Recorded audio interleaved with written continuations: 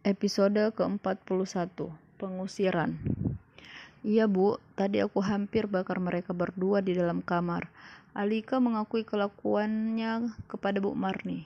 Dia tak mau nantinya mantan mertuanya itu mendengar cerita dari orang lain. Mereka siapa? Tanya Mira. Gadis itu mendekat ke arah Alika. Dia ingin mendengar cerita lebih detailnya. Maya dan Danu, jawab Alika. Loh, kok wanita lonte itu masih berani datang ke rumah kalian? Tanya Bu Marni dengan wajah penuh keheranan. Gak tahu juga Bu, tadi waktu Alika balik, dia sudah ada di rumah itu dan pakaianku sudah mereka keluarkan dari kamar. Ini tidak bisa dibiarkan, ayo kita ke sana. Perempuan itu harus diusir, protes Mira. Gak bisa begitu, sekarang Mas Danu sangat percaya kepada Maya, karena dia lagi hamil, jelas Alika. Apa? Hamil? Ucap Bu Marni dan Mira berbarengan. Mata mereka membulat karena terkejut mendengar kabar itu. Iya, ucap Alika meyakinkan mereka. Bu Marni terdiam. Kini hatinya bimbang walaupun dia sangat tidak menyukai Maya. Tapi jika benar dia hamil, berarti anak yang dikandungnya itu anak Danu, cucunya. Ibu kok diam saja? Jangan bilang ibu ingin merestui mereka, tebak Mira. Bu Marni hanya menatap anak gadisnya itu. Terus terang, kali ini dia serba salah. Maaf, maksud saya mengundang Ibu dan Mira ke sini, salah satunya ingin memberitahu bahwa waktu saya di Makassar, Maya ikut bersama kami. Dia dibawa oleh rekan kerja dari perusahaan tempatku bekerja.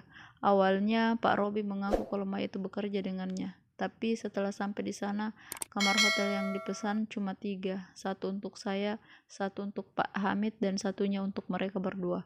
Belum lagi beberapa hari setelah kami di sana, Maya dilabrak seorang ibu yang sedang hamil besar, yang ternyata istri Pak Robi. Setelah kejadian itu, Maya pulang sendiri ke sini, dan entah kenapa dia sudah ada di rumah mengaku hamil. Jelas Alika panjang lebar. Jangan sampai anak yang dikandung si Lonte itu bukan anak kandung Kak Danu, tanya Mira. Jadi kita harus bagaimana? Tanya Bu Marni. Kini hatinya kembali bimbang, antara percaya dan tidak.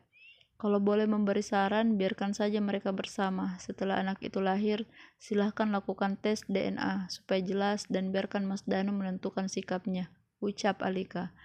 Tapi kamu masih mau menunggu Danu kan? 9 bulan tidak lama, ucap Bu Marni. Dia memegang lembut tangan Alika. Nanti dilihat ya Bu, Alika balas memegang lembut tangan Bu Marni. Walaupun Bu Marni terlihat arogan dan egois, tapi dia sosok ibu yang penyayang. Kenapa kita nggak langsung kasih tahu Kak Danu sekarang aja supaya wanita gila itu ditinggalkan?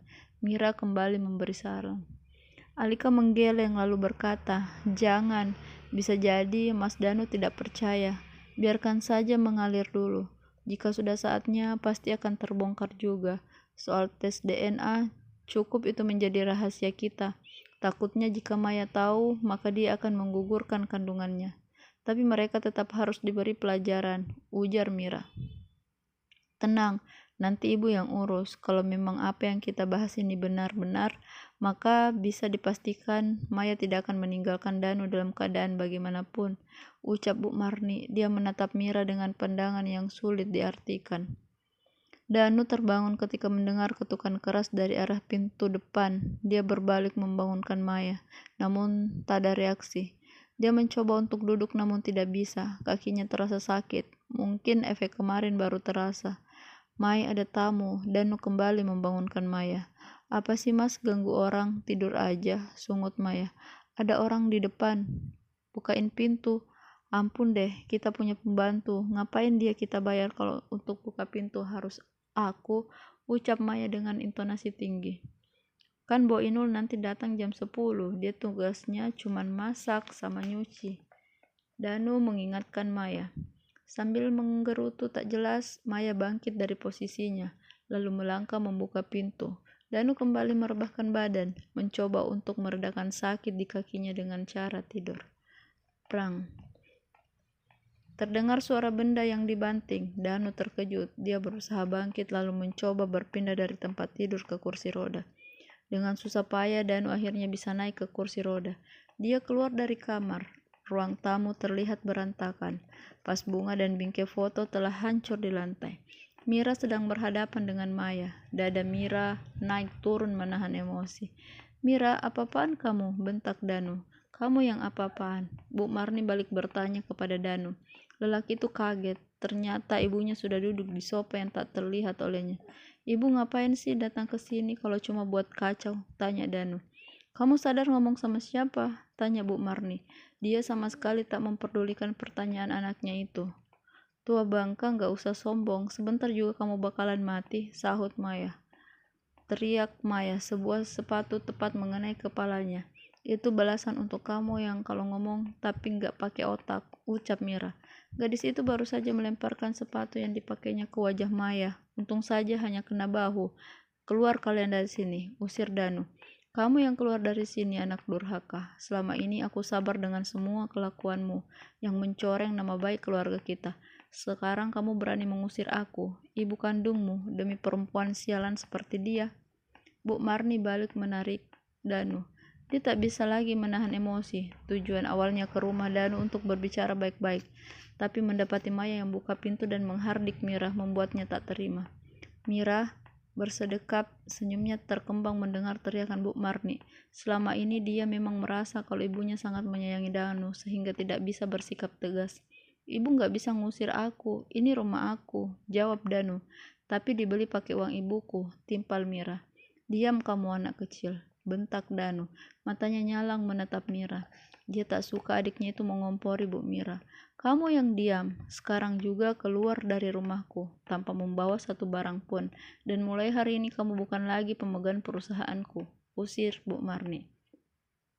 Danu terdiam, baru kali ini ibunya terlihat sangat marah. Dia menyesali ucapannya, tapi untuk meminta maaf dia terlalu gengsi. Nenek lampir bawah tanah, kamu tidak punya hak mengusir Mas Danu dari sini. Rumah ini kan telah kamu berikan kepada dia. Maya menyela Bu Marni. Oh, sakit, lepaskan, teriak Maya. Mira kini telah menarik rambut panjang Maya. Gadis itu benar-benar meluapkan kemarahannya kepada Maya. Ini kan yang kamu mau, kamu memang pantasnya dibunuh, dasar anjing. 4 Mira.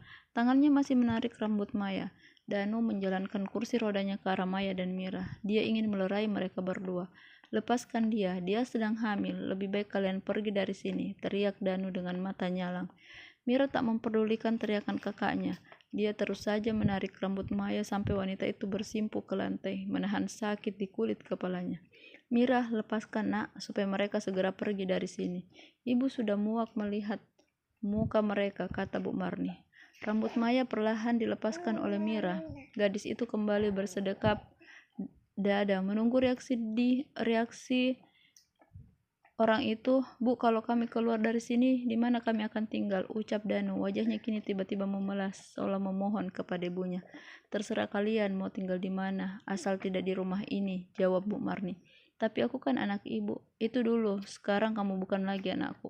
Segera angkat kaki dari sini, bawa wanita sialan itu pergi jauh dari hadapanku.